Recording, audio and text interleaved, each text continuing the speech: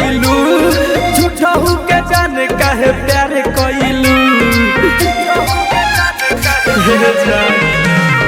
जिंदगी हमारे बारे बाले कइलू झूठा हूँ के जाने काहे प्यार कइलू मिललू नहीं जाबो ये जाने कब कब मिललू नहीं जाबो ये जाने कब कब तोरा दोसरा से प्यार हो गइल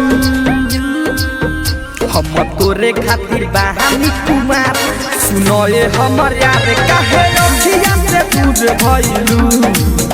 हम तोरे खातिर बहानी कुमार सुनो ये हमर जान काहे रखिया से दूर भइलू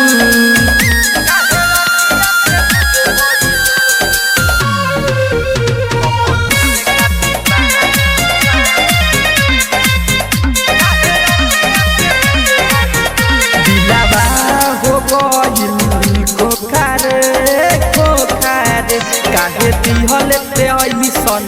धोखा रे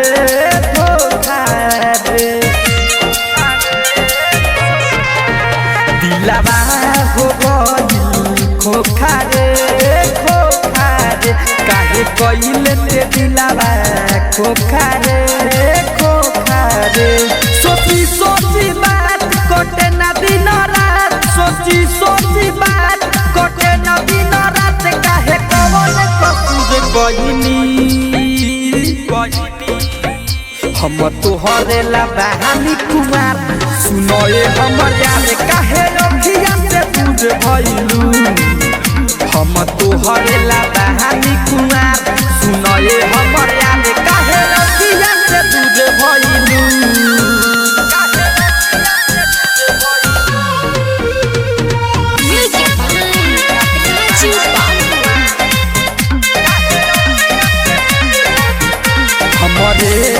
खारा जो हबू हो जो हबू याद आई तो हमर रोबू हो रोबू हमरे लेखारा जो हबू हो जो हबू याद आई तो हमर रोबू हो रोबू कहे राहुल अजय कइले बापूरा मन दुश्मना के दूर गइलू हम तोहरे ला बहानी कुमार सुनो ये हमर जान काहे दोसरा से प्यार कइलू हम तोहरे ला बहानी कुमार सुनो ये हमर याद काहे अखिया से दूर भइलू पसंद है तो स्टूडियो खरझकिया।